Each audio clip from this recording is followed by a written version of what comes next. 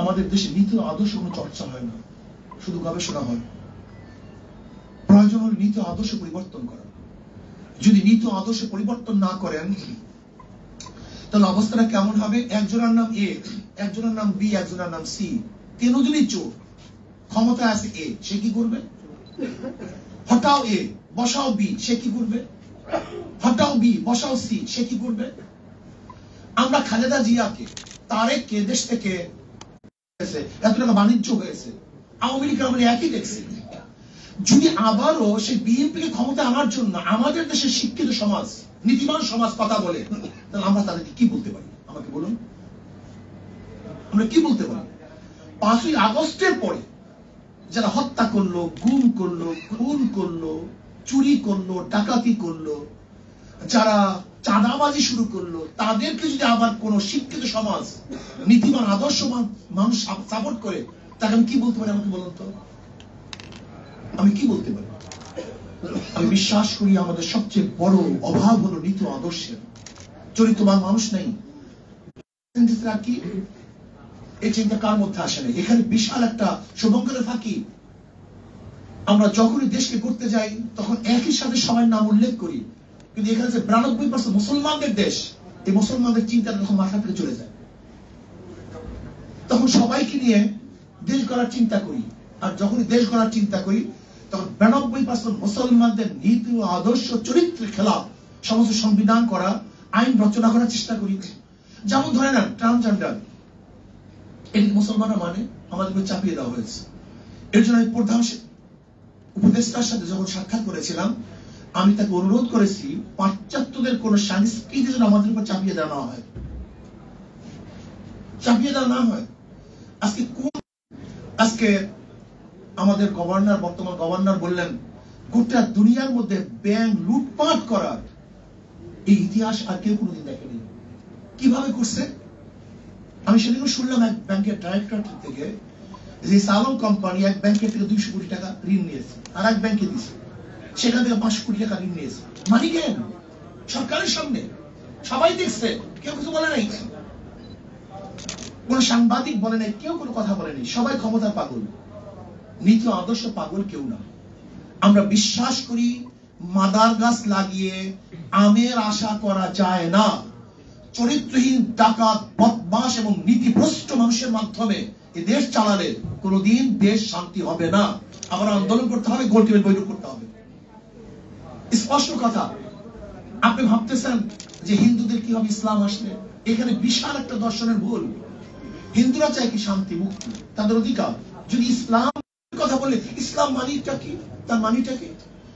ইসলাম সমস্ত জাতি, সমস্ত ধর্মের, সমস্ত ব্যক্তি অধিকারকে প্রতিষ্ঠিত করতে পারে। ইসলামী আইন কোনো সমস্যা কোথায়? আমাকে দেখান যে ইসলাম আসলে অমুক জায়গায় সংঘর্ষ হবে, সেটা আমাকে দেখান। যদি আমি মনে করি ইসলাম আসলে সবার অধিকার প্রতিষ্ঠিত হবে, তাহলে একটা আইন এবং নীতি অনুযায়ী আমরা চলি, সমস্যা কোথায়? দেখেন, ইসলামের মধ্যে যেমন হিন্দুদের অধিকার দেওয়া আছে, একটা কুলি, মজদুর, ঋষি, কামার, মুচির অধিকার দেওয়া আছে।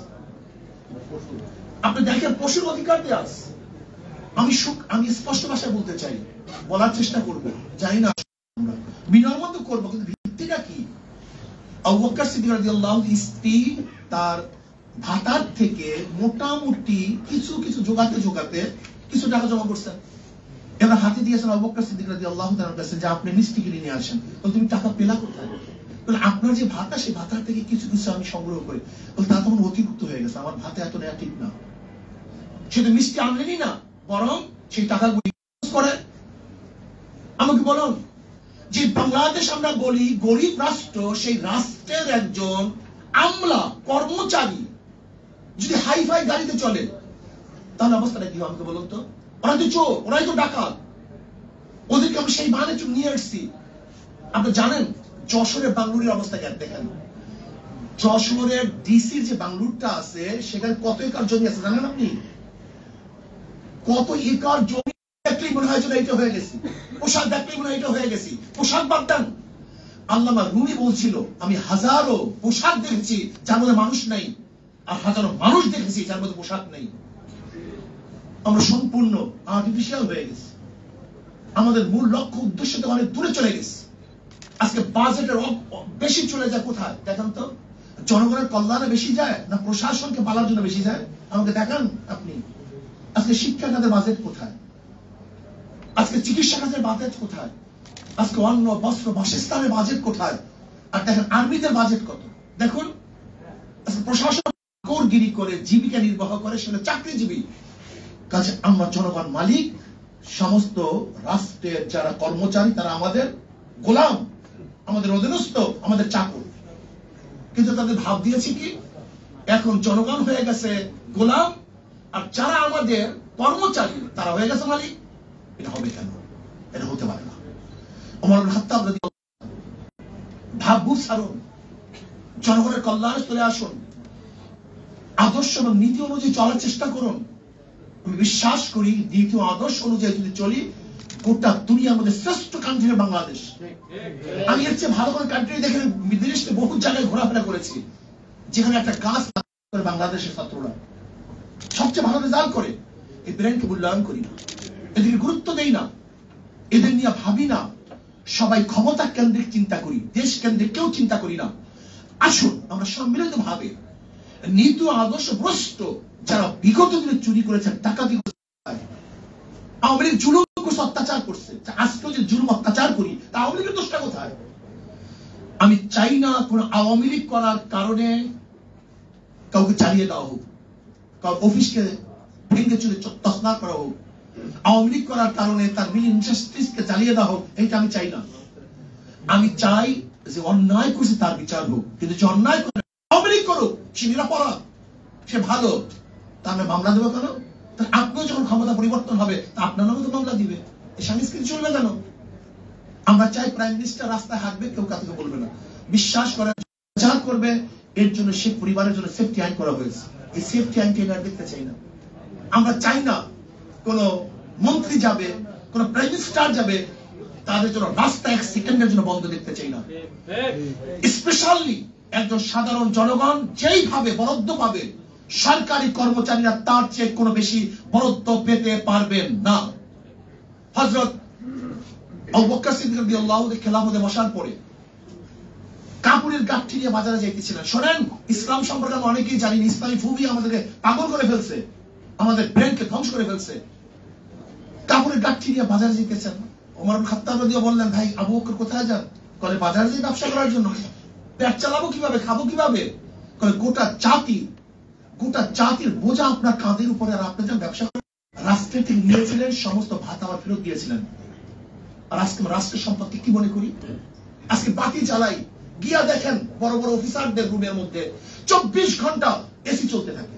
তোমার বাবার টাকা, তোমার বাবার টাকা। তুমি কার টাকা দিয়ে এসি চালাও 24 ঘন্টা? তুমি পাজরো গাড়িতে চলো, মার্সিডিজ গাড়িতে চলো, কার টাকা দিয়ে চলো? এই খয়রাতি ভিক্ষুক। আজকে হাজারো ভিক্ষুক মানুষ, বিধবা, মিসকিন, এতিম, তাদের টাকা দিয়ে তুমি গাড়ি বাড়ি, এসি, অমুক তমুক, তোমার নিজের টাকা দিয়ে হেলিকপ্টার কিনো, তুমি প্ল্যান করো তোমার টাকা দিয়ে, এটা তোমার ব্যক্তিগত টাকা। কিন্তু রাষ্ট্রের একটা টাকা অপচয় হোক এটা চাই না। একটা টাকা চাই না, পয়সা অপচয় হোক। কিভাবে একটা ভোট 5,000 টাকা দিয়ে কিনবো আমাকে বলুন তো? আমাদের সম্ভব কিভাবে? আজকে যারা লুটপাট করেছে এদেরকে ভোট থেকে চিরজীবনের জন্য বয়কট করতে হবে। এরা ভোটে আসতে পারবে না। যাদের দ্বারা চুরি প্রমাণিত হয়েছে, অবৈধ সম্পদ প্রমাণিত হয়েছে, এই দল এবং এই ব্যক্তি কোন অবস্থাতেই নির্বাচন অংশগ্রহণ করতে পারবে না। ভালো লোকগুলি, আদর্শবান লোকগুলি, নীতিবান লোকগুলি রাত্রের ভোট উপহার দিয়েছে, যারা প্রশাসনে নির্বাচন উপহার দিয়েছে এবং স্বাক্ষর দিয়েছে যে এটা ঠিক হয়েছে, ওদেরকে বিচার করা উচিত, ওদেরকে বিচারের আওতায় আনা উচিত এবং চরমভাবে যদি শাস্তি দেওয়া হয়। আমি তো তখন এগুলো খুনি, এগুলো ধর্ষক, এগুলো মর্থর, এগুলো চরিত্রের অবস্থা থেকে রাত্রে কি করে ক্লাবে গিয়ে আমরা কি দেখি এদের অবস্থা। এই নির্বাচন কমিশন পদত্যাগ করছে, এদের বিচারের আওতায় আনতে হবে, এদেরকে বিচার করতে হবে এবং যারা দুর্নীতির সাথে সম্পৃক্ত এদেরকে বিচার করতে হবে। কিন্তু যারা দুর্নীতিবাজ নয়, শুধু দল করার পরে, সে আওয়ামী লীগ করুক না কেন, যে দলই করুক না কেন, যেন তাকে কোনো অবস্থাতেই জুলুম না করা হয়, অত্যাচার বিচার না করা হয়। নীতি আদর্শ ভিত্তিক দেশ গড়ার তৌফিক আমাদেরকে দান করেন, আমাদের সবাইকে দান করেন। আল্লাহুম্মা আমিন। রব্বানা যালামনা